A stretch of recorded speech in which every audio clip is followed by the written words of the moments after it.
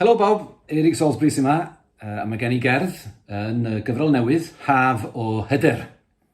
Ac yn syml iawn, nes I feddwl wrth ysgrifennu'r gerdd, mae fi'n sylweddoli, mae barddoniaeth wrth gwrs yn gallu helpu ni gyda pob peth. Yng Nghymru, gwedwch rhaid, os ydych chi eisiau gwneud unrhyw beth, basically, be bynnag ydych chi eisiau gwneud, mae cerdd yn gallu helpu.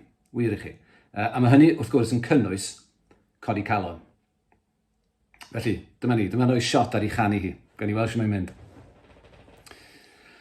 Ddarllenydd holl hanes di galon byd a glywest, yn lan I ddigalonest, sy'n norchest yn ddoi hun, ac rwy ti'n dal y ddalen, ac arni hi fy awen, ie llond y law o awen, a llawen I wei llun. O saith barddoniaeth I ni'n reit feddal hyd at foddi, os hawliodd bron heb sylwi, lais Shelley fwy na'i siar.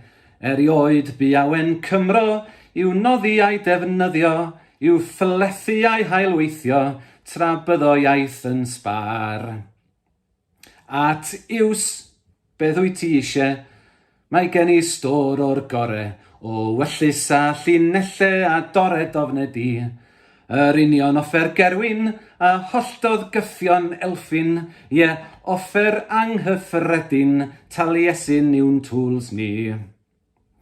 Ac yr oedd y gerdd angerddol i'w noddwr yn rhinweddol, a'r llais ei hun yn llesol, yn dafol bach rhwng dau.